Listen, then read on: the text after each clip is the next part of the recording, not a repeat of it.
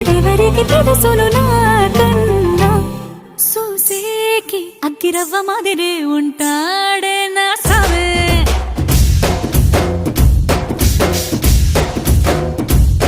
మెత్తాని పత్తి పువ్వుల